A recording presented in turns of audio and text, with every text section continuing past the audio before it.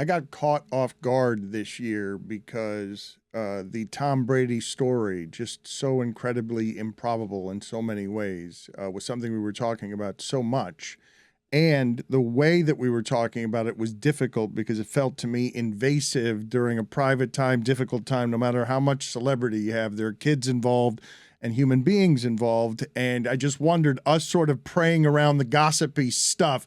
What's Gisele doing, the supermodel? What's Tom doing? I was hoping that we could discuss this in a, less gossipy way. So Michelle Ruiz gets access, April issue of Vanity Fair, to Gisele. And I guess these are her first public comments. And one of the things I've marveled at in that couple's relationship is that, she's the badass. Like she's the big earner in her industry, and Brady's also happens to be pretty good at his job, but his job's not any more important than her job. Her job makes a lot of money too. So Michelle goes out, spends some time with Gisele, and thank you for joining us, Michelle. I just want insight here that's informed, that's human. Everybody parses their life, and we don't really know anything about the intimacies of family and what is happening to her as her family breaks apart. Yeah, hi, thanks for having me. Yeah, I think it is really nice to go to the primary source and ask the person directly. And it was eye-opening to talk to her over these months because stuff would come up. Like this thing came up the other day that she was allegedly dating this billionaire who is friends with Tom Brady. And she was like, it's just completely not true. It's just completely made up. I don't even know this man. And it just makes you think. And I know this, and you guys know this, you read things critically, but it is eye-opening to be like, wow, a lot of the shit we read isn't true. Michelle, how hard was it for you to get Gisele to sit down with you, and how hard did you have to work to get her to open up?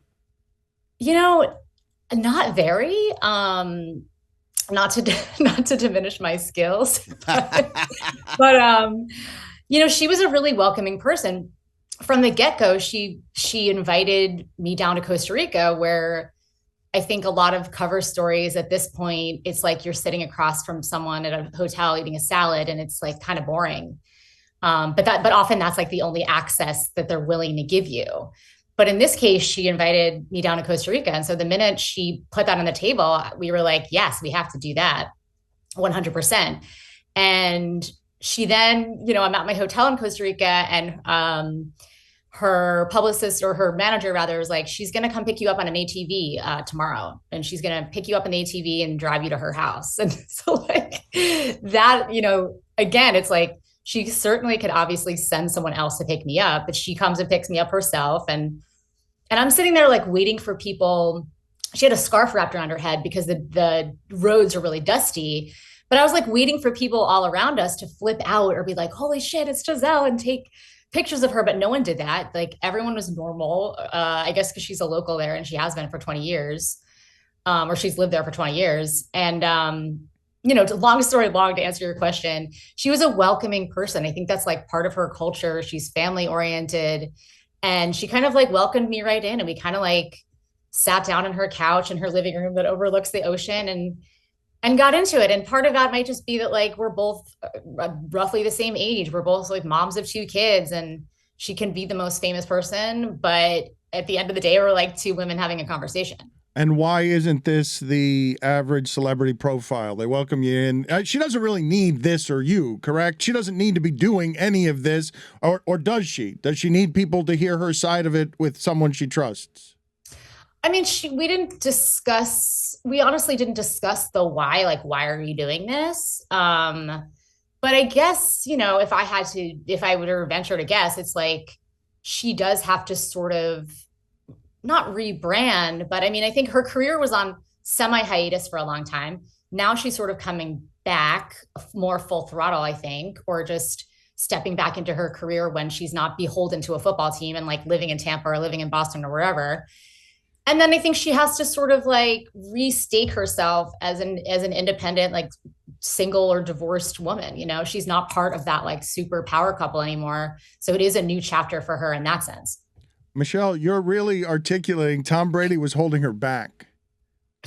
Tom Brady was holding. Do I think he was holding her back? Is that what you're asking me? Well, from her career, that she, when you say she has to follow the football team to Boston, to Tampa. No, she's she's internationally famous. Like she is in her field what he is in his, and she gave it up or moved to the side.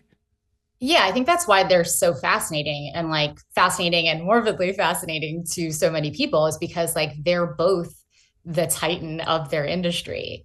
And it's sort of like, can they both be the titan of their industry? And I think it's complicated because I think at the very beginning, she says she wanted to take a step back, like she'd been working for 350 days a year since she was a teenager. And I think she was burnt and wanted to be a mom, wanted to nurture her family.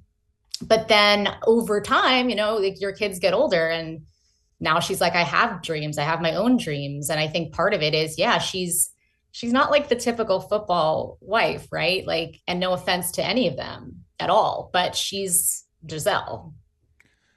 And the ego of that, the strength of that, the vanity of that, getting older in the supermodel business, like that's a miracle not unlike Tom Brady's.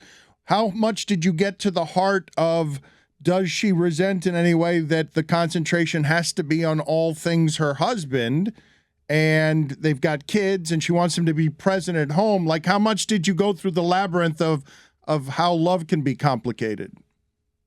That's such an interesting point that I hadn't kind of thought of, that like they're both the king and queen of their field, and they're both having to like battle up against like the age thing. That makes a lot of sense. I mean, I guess I thought about it with them individually, but like that's something that hypothetically, they share.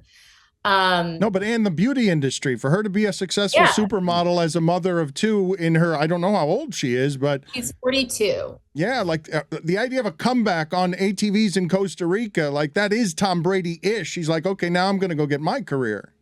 Yeah. I mean, I think she is like, now I'm going to go get my career. But I do think that one of the big things she said was that it wasn't just about that. And like, that was another sort of eye-opening thing where that was really, I don't know, you guys can tell me probably better, but like that was sort of the accepted narrative, right? That like, or the popular narrative, that it was like, she wanted him to stop playing football. He wouldn't, hence they divorced. And she was like, that's not, that is an oversimplification of why we got divorced. I'm not divorcing him after like 16 seasons over one more season. Is it part of it? I think yes, but it's not the only thing. What are some of the other things? So some of the other things she talked about were just sort of like, and I think this is tough because can she summarize it? And could she have gotten like more into the dirt of it? Maybe. But I think what she was willing to share was like, they met, I think 16 years ago, and she was 26 and he was 29. And at that time, they wanted the same things. They wanted a family. They wanted to be together. And over time, they kind of like gradually grew apart and wanted different things. Oh, so divorce. What I can kind of infer from that too is like what she wants and like the type of person she is to live in Costa Rica off the grid, riding ATVs and riding horseback every other day, and kind of like living off the land, like, growing her own food, all this stuff.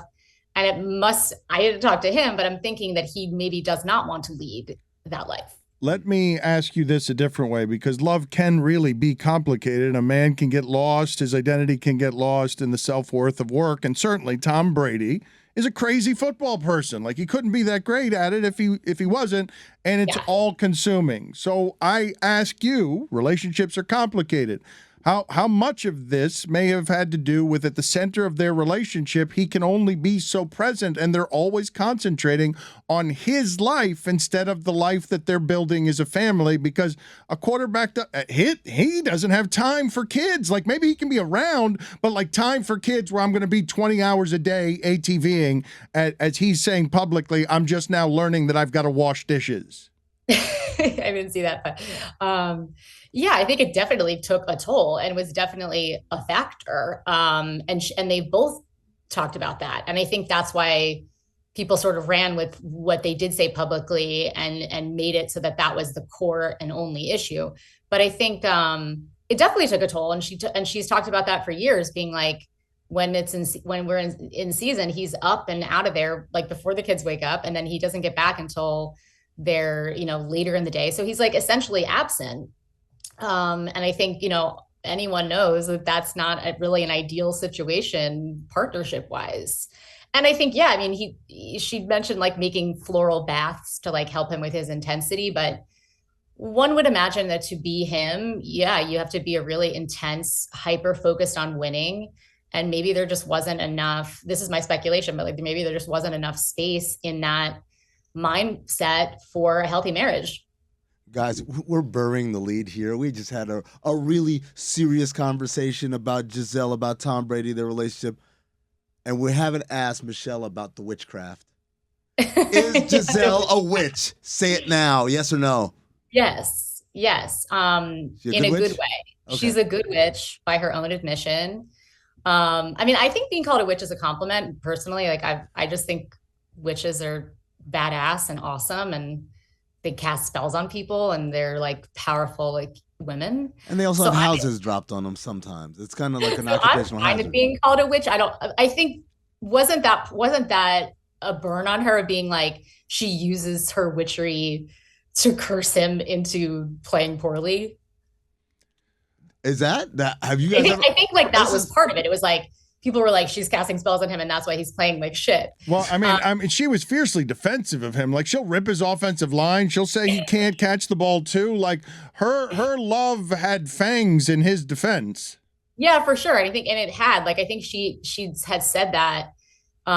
She has said like, you can't pin it all on him one way or the other. Although, when you are the quarterback, I guess you kind of can.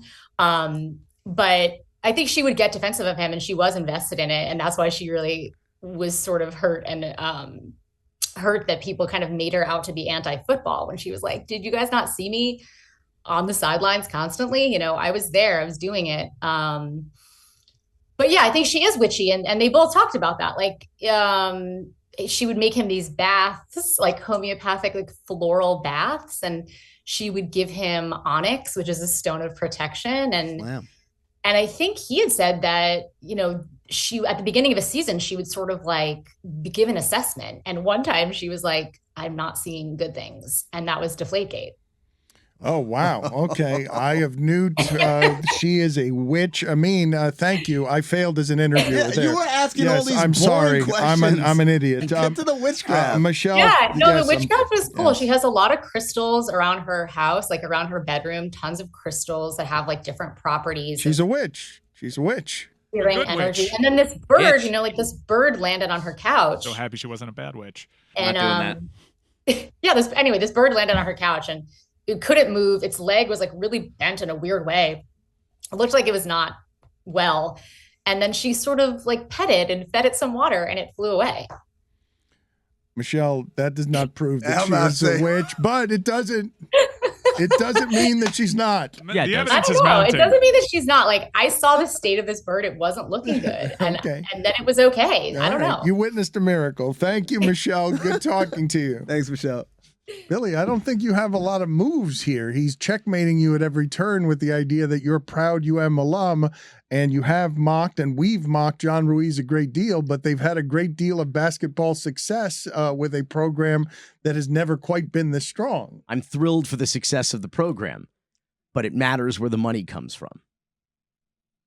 It matters, and it's going to matter to, and it always matters ultimately to. The money came from equity that he had in a company that went public, and the money is real. It's practically a penny stock. As the players are getting paid. It's practically a penny. No, well, they're not getting paid in stock. They're not getting paid in dough. They're not even announcing their fourth quarter earnings until after the close of the market today. You'd be surprised how often that happens. Come on. Well, yeah, it happens when there's bad news. Yeah, all the time. It happens when there's a lot of bad news out there. Here's some good news. On the back 16. Of NIL deals, Sweet 16. The University of Miami has gotten a wonderful return on investment, thanks to Uncle Johnny. The reputational, Billy, it's indisputable. The reputational hit that the school ultimately takes from these relationships and from these types of characters being around the program. No one will care. You will care. You will be screaming in an alley, and no one will listen to you. Have a good show. It's cold business, Billy. You can't disagree with what he's saying, though, can you? It's cold business. Anybody can donate money to the university. Anybody can do an NIL deal with students. I'm happy that the students are making money. I'm happy that the students are seeing success Dan, by the way, on the court. Thank you for your contribution to the women's basketball team. Destiny Harden, game winner that sends Miami to the Sweet 16. Destiny Harden, an NIL athlete of the Dan Le Batard Show. Thank you. Thank you for actually caring. I know where your money comes from. I'm fine with that. The problem is this one came from winning the highlight. What is that spring supposed to championship. mean? What is that supposed to mean? You know where our money comes from. I'm okay with your godless gambling money going to these students. Come I'm fine with that. No, I'm He's fine with resorted that. to pot shots here because he's been checkmated. This judgmental town crier over here. I see your money coming from the gambling money. Yeah. Mine just from cocaine. Godless. Just You from, just from built your sucking entire at the career Miami teat. on coke. On Coke? Yes. Yeah. On Miami's A little teat. more Red Bull. How which has dare you coke all over moralize? it. Oh, for the How love dare of you God. moralize? I'm not Insulting. we've seen students, we've seen student athletes. We've not yet seen it in the NIL era yet, but we will see it, and odds are we'll see it in Miami. And I'm not suggesting it's going to be via Ruiz, but we will see situations in which student athletes are the subject of clawbacks from bankruptcy trustees. We've seen it happen. You are being especially reckless right now, and it's because you caught a big fat L. 3 weeks away from being delisted. This stock is. You seem mad that we made the Sweet 16 I'm thrilled in that we. men's and women's basketball. You seem mad about it because it's yet another L. First of all, we I'd didn't really do love for you- anything. They did it. The Do me a student athletes and the Do me a coaches favor. did it. Just once, Billy. Pick a winner. All right, just pick a winner. I admire Billy for a number of different reasons. His nobility in the face of a losing fight, when he is the at his moral center, he chooses the right things for the right reasons. It is laughably funny that a cartoon Cuban man that may or may not be a billionaire runs the UM program and has indeed helped buy us into the game. And I understand why he would object to that man's money and help how real retain- that man's money is. It should be noted, most of these NIL deals went to retain players that were already here from previous era. Whether his money is real or not, it is being paid to a program that he now is proud to run. And Billy is not wrong when he says, man, I'd like a better representation for the University of Miami than all of that You cartoonish do. You have Destiny bluster. Harden. You have Jordan Miller. You have Norchad Omir, only the second ever Division I men's college basketball player from Nicaragua. You have Jim Larinaga. You have Katie Meyer. You have wonderful pillars in this community to rally around. And you finally, Billy Corben, finally latches onto a winner, and he wants to push it away because his pride is getting in the way. I'm not trying to push anybody Caught an away. L. Let them have the Caught an L. glory. You're I am all for them not having the allowed glory. to celebrate I- anymore. No, Right. you can't say cocaines. You can't do any of that. Ooh, wow. He ends every because Miami would go. You're taking it away from him. Excommunicado. You're don't taking. actually- You've taken. Wait, you're Excommunicado. taking away his right. Do Excommunicado. you have the right to No, do fist that to bumps. him? Golden Canes, I think, have the authorization. yes. I think they do. Yes. Yeah, Iron It Arrow came from- maybe, it not came- Golden I King. can't- No, this comes from the high don't- table. The cultural appropriation is not. I cannot approve of This the, comes of the from the Iron high Arrow. I table. cannot. And the high table is located inside of Shadow Wagyu. Oh, what the hell is going on at that place at night? What do you mean? No, I love those people. They're great. No, I don't know. I pass by and it's like, They just put in a mini putt golf course. is this a place by the universe? Like on Yeah, Leisure? yeah. Okay, it says it's closed, but it's packed with Yeah, people. Miami. If you, It's like- Because no, Miami. if you have to ask, Billy, No, I mean you it's a can't afford it's it. like a Wagyu speakeasy. Like what's Yeah. going on there? Yeah, That's awesome. You will never get the invite. It to isn't those. because Miami. Let's moment. No, I'll be at Havana Harry's if you need me. Billy, let's explain this Wait. to the audience. I want to explain you and How do you know that that's where the moving and shaking goes down? he is embedded. No, Billy, you are embedded in this community, and I wish for you to explain yourself as someone who has made a lot of money off of the University of Miami credibility and your belief in the program and the stories you've told through the program, that are richly Miami stories. People want to know because you're fighting with the Canes holes all the time.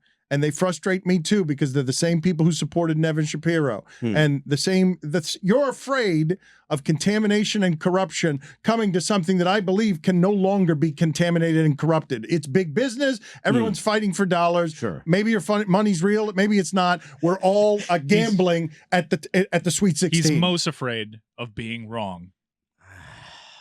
First of all, Papi's wondering if you and I coordinated our wardrobe today, or if that was purely accidental. Papi, you excited about the Miami Hurricanes?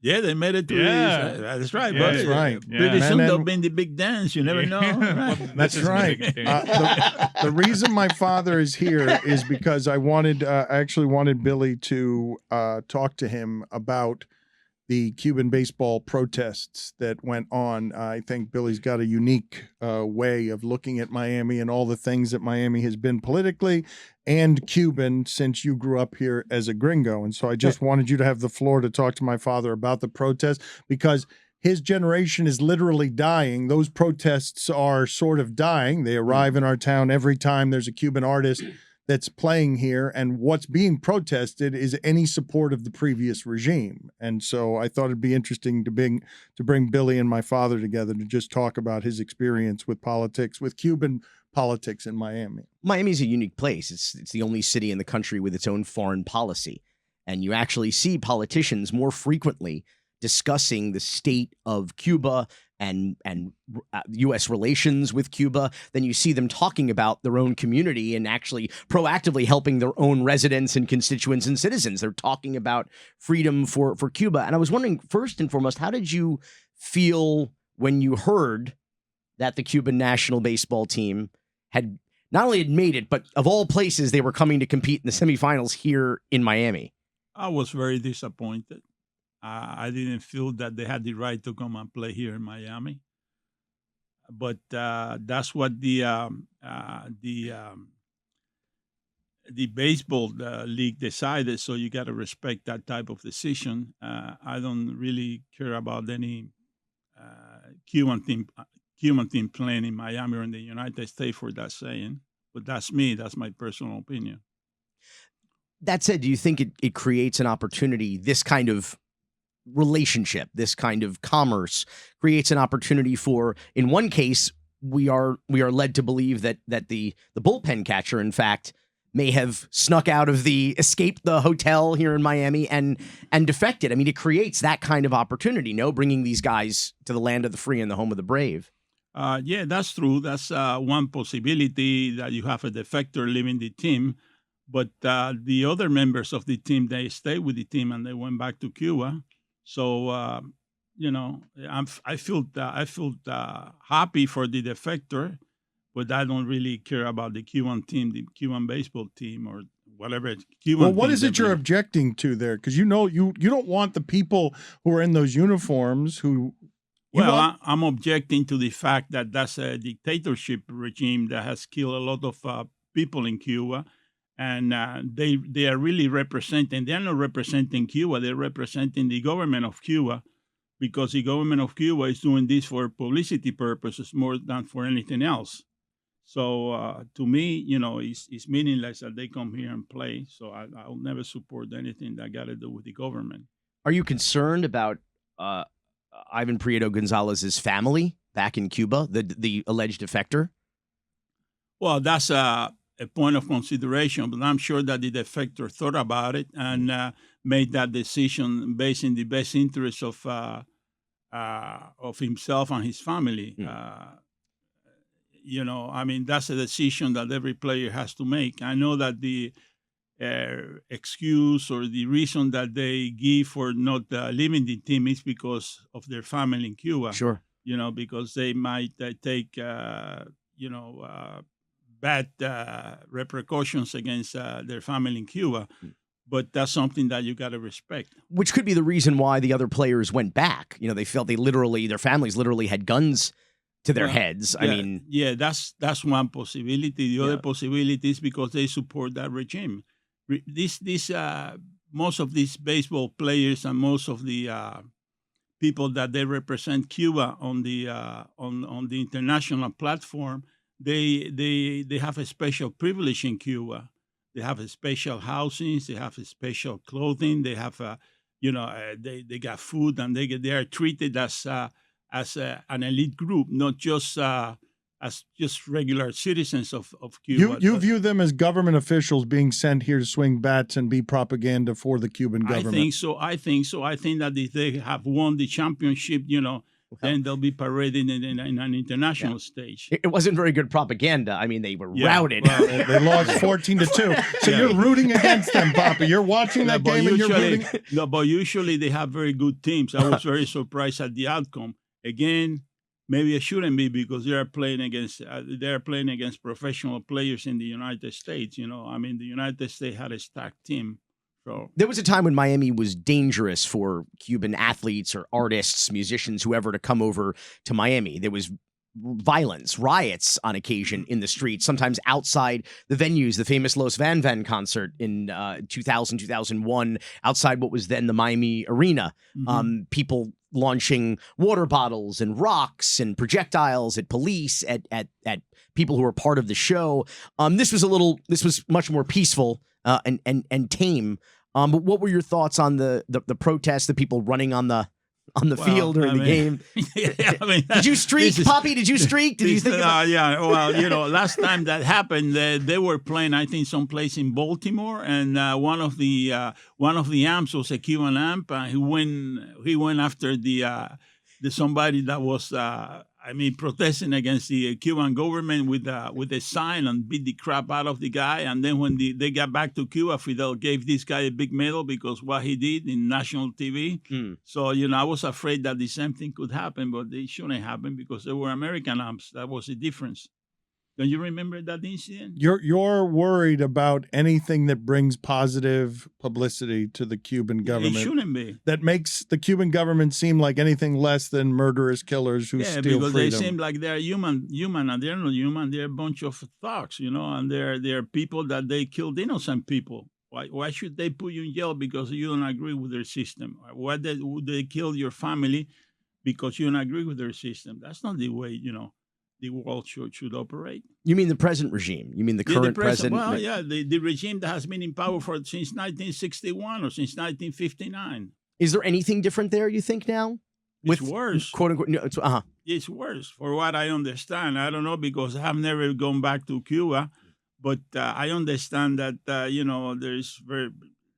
they shut down every night because they don't have enough electricity. There is very little food. And there are no medical resources. But if you are part of the Cuban government and you travel the world with a diplomatic passport, you got it made.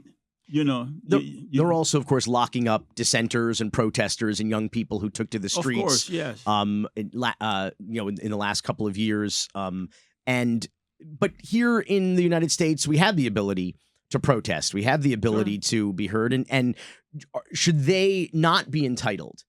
Should Cuban baseball players or even the Cuban government not be entitled to have their voices heard here in the United States when they come here to a free country? Well, they can say whatever they want to say because that's a free country, but that doesn't mean that they approve of what they say. Though even I approve that they are coming here to play the baseball.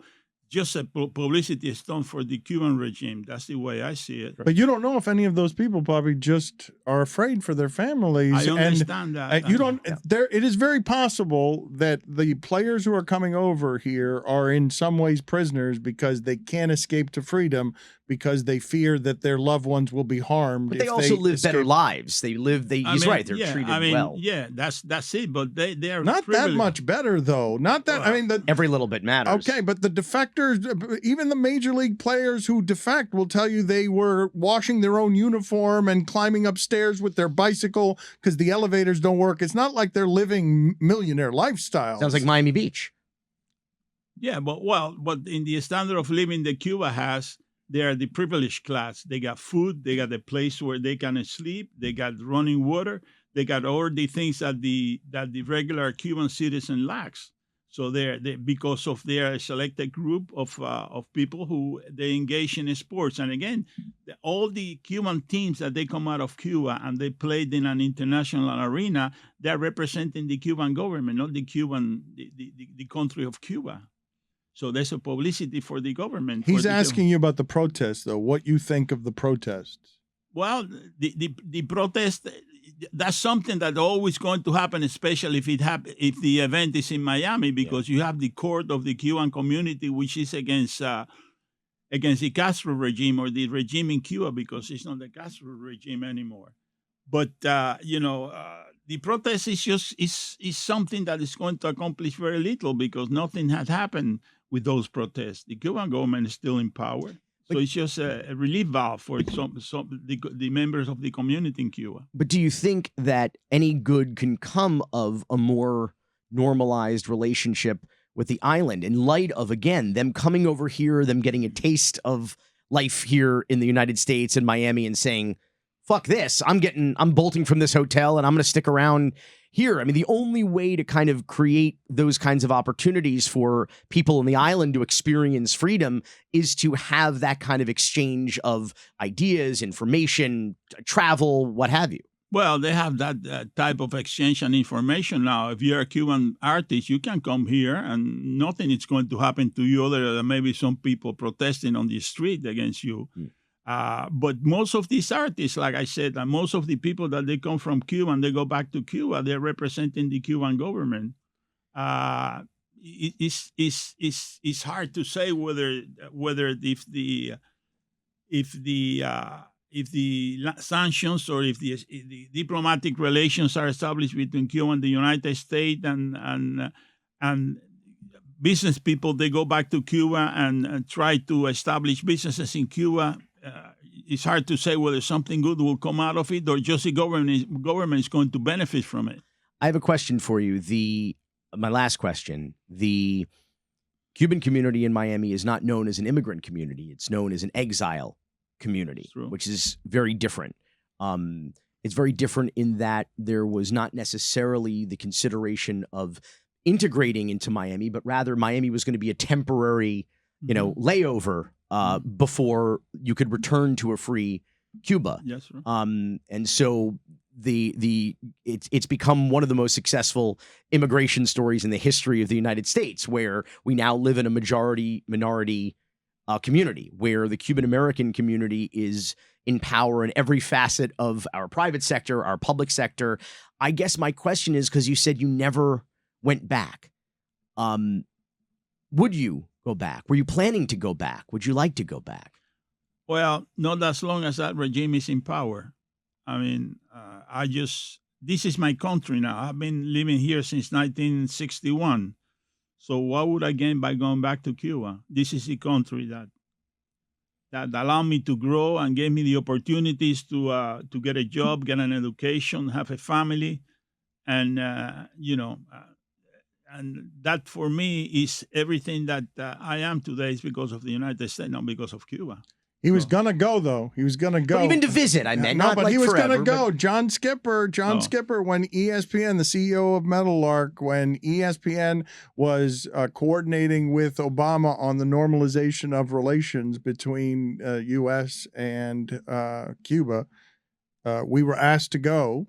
And my father and I were going to go and going to be used as political pawns in the game of ESPN selling baseball and normalization to Cuba. And my mother refused and would not go. And so we did not go. Mm-hmm. And my father and I were ready to sell out for that Disney dollar. Would you like to see it again? Visit, not return. I didn't mean return forever. I would love to see it with them. I would love to see Cuba with my parents. I don't know if I like to go back there because to really feel and see what Cuba is today, you got to get out of the hotel and you got to go to the area where the Cuban people they live, not where the tourists they go. And I understand that it's pretty bad. That the buildings are collapsing and there is nothing they can do about it. And people are really struggling there, and why would I want to see something like that? I know a different type of Cuba. The Cuba that I left when I was 16 years old was a very nice place to live and make a living and have a family. You go back now and it's a place that is crumbling. And just maybe less than 1% of the population has a good living there. Why would I want to see that? I don't. Thank you, Papi. On that note, thank you. All right. Thank you.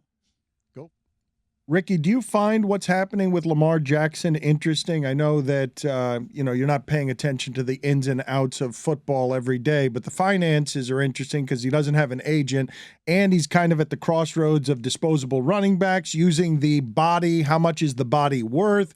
We didn't think he was a quarterback. We didn't value him as a quarterback, and now without an agent, he's trying to change the game by getting the NFL to give him guaranteed money because Deshaun Watson got it, and the NFL doesn't want to give guaranteed money to anybody.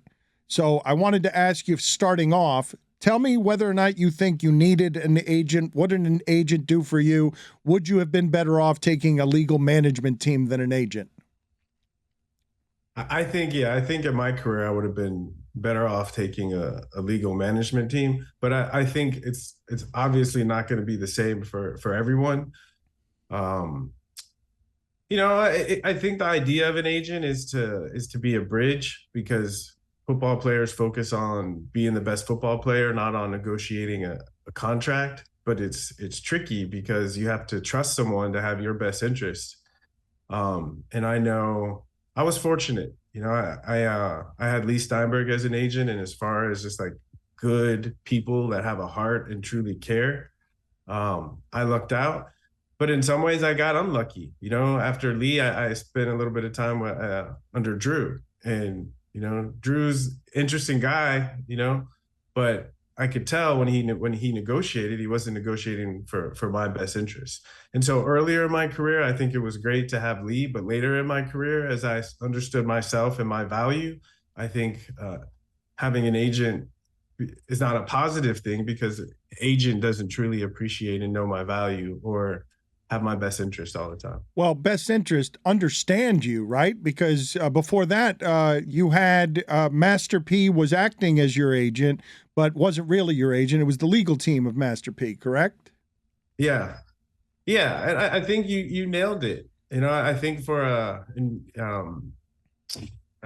Jerry Maguire, I think for an agent to be valuable and to truly do his job well, he has to truly understand and care about his client.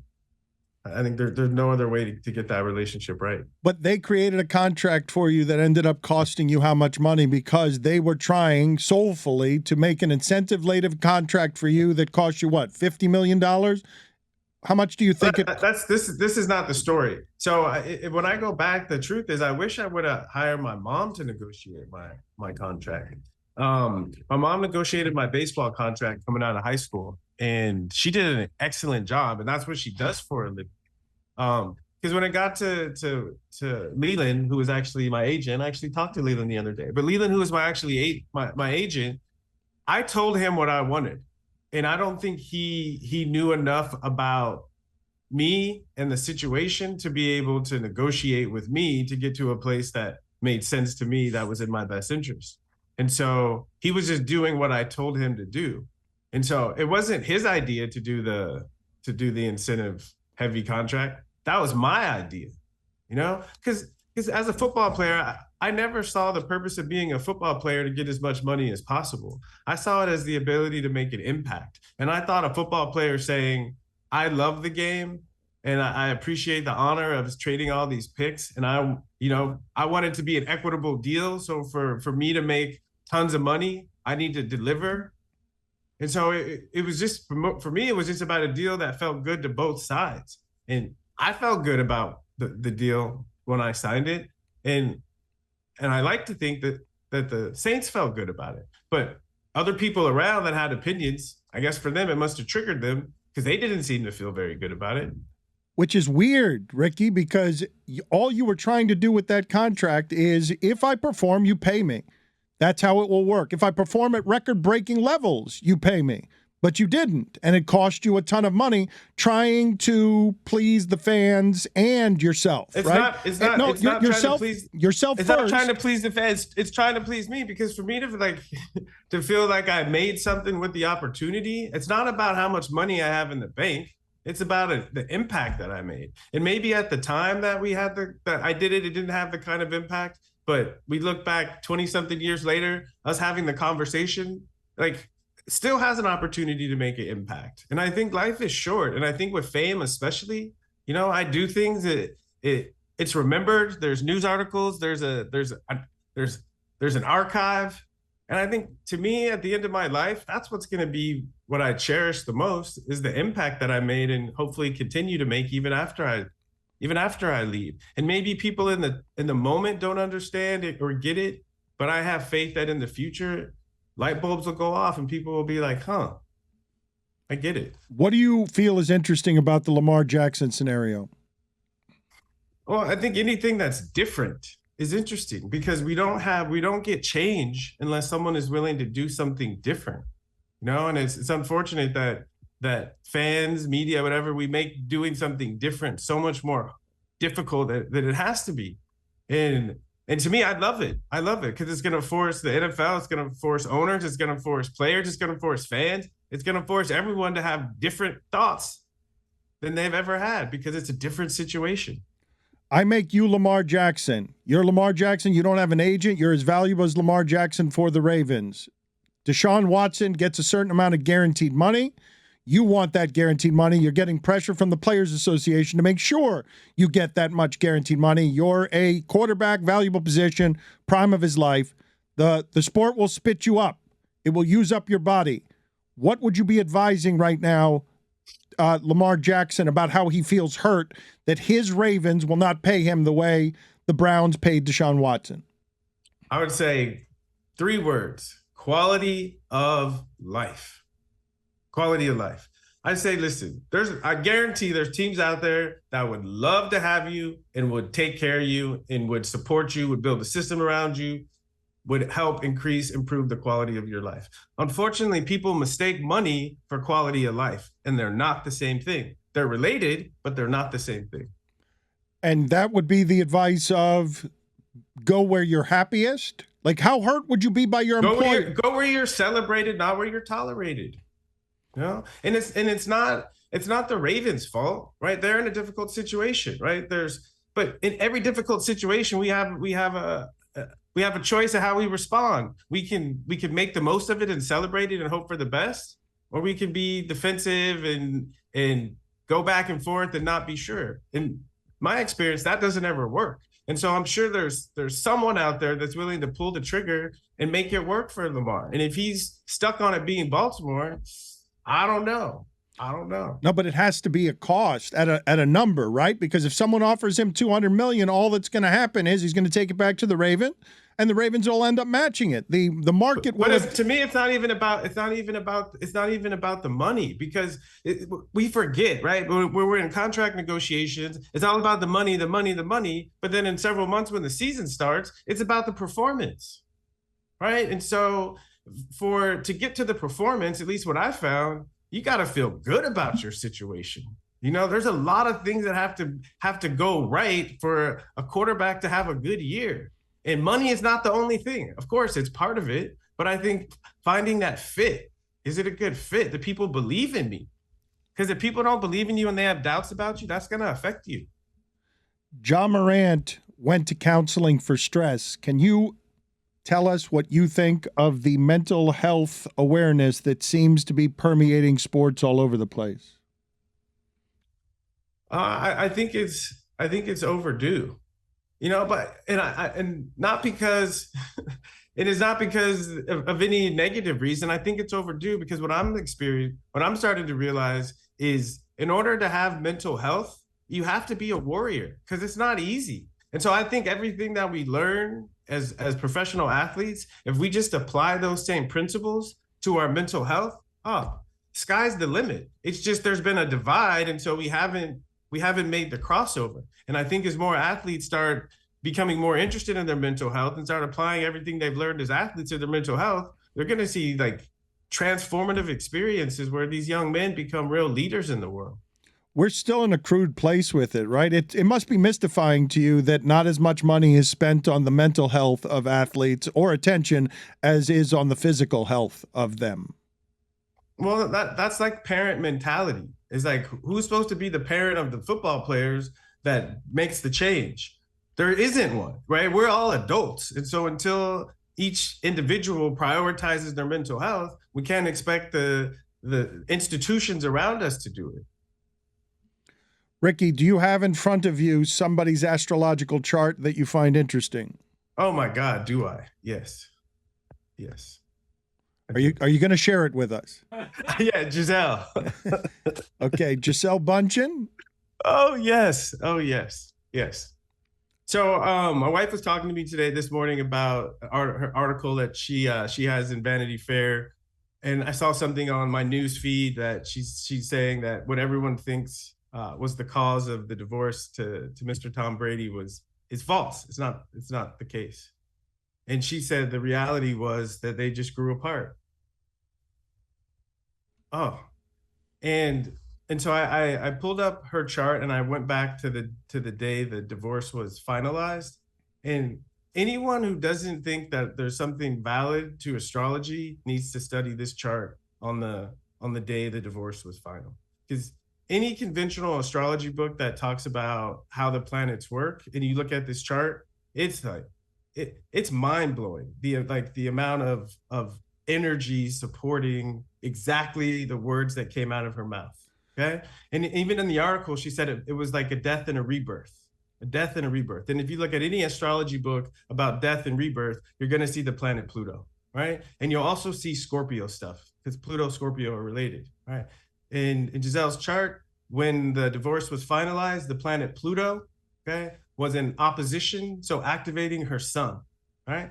And this is another thing that I'm appreciating about astrology is a lot of people when they talk, what's my horoscope? What's my horoscope? What's going on right now? And I say, I think of the horoscope as like astrological weather. Sometimes the weather's nice, sometimes it's stormy, okay? And people want to know, is there a storm so I can stay inside? And I said, you have to first look at the birth chart, meaning if there's a storm, you have to decide, are you a cockroach or are you a storm chaser? Because if you're a cockroach, you need to run and hide. If you're a storm chaser, you need to get in the car and get to work. And so in Gisele's chart, her natal chart, she has the sun, which is our vitality, our energy, in the 7th house, which is the house of marriage, relationship. And she's a Cancer, which is about home and family. And in the article, she said, when I met Tom, she said the fact that he had a baby, it activated that in me. And we got married because that's what we wanted. Okay. Right. She was young, 26. Okay. And I think of the decisions we make early in life before we truly know who we are and understand how life really works. Okay. So, umpteen years later, Pluto's opposing her sun. Okay. The underworld. Okay. The things that have been buried. What's the reality of married life? We have this fantasy of what it means to come together and build a family, but the reality of it is very different. And the person you choose to bond in that relationship and do that work with, you're stuck for life. Okay. Right. That's the idea of family. And so Pluto comes, right? That's the myth, right? Is this true, right? Do I need to sacrifice my whole life for this old image of marriage and family? Or is there something better for me? Okay.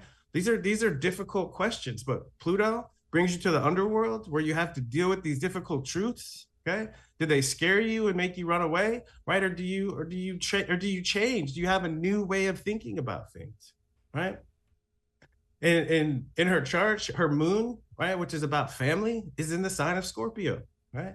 And the thing that where I was just looked at this and I got excited was the day of the divorce was final. Okay. It was Scorpio season. And not only the sun, but also Venus, the planet of relationship, was right on top of her moon. Right? The cosmos told you this wasn't going to work. The cosmos told you they were going to grow. It's not that it's not going to work, though. See, this is the old model. This is the old model. It's not that it didn't work. It's that it did work. It served its purpose. And sometimes when things serve their purpose, we still hold on to them because of an old fantasy that this is how it's supposed to be. So it's not that it didn't work. It's that it did work. And they were able to acknowledge it, have the conversation, and handle it like mature adults. I'm not so my parents divorced when I was young, and again, earlier time, didn't have the insight, okay, and they almost killed each other, okay. So there's a reality that people come together, and sometimes they're only meant to come together for a short time to take care of something, and then they're meant to go their separate way. When we can understand that and acknowledge that and honor that process, less people get hurt. Ricky, good seeing you, sir. Thank you for stopping through. Nice seeing you. Thank you. Is Pluto a planet? It's a dwarf planet, but yeah, it's still a planet. Dwayne it.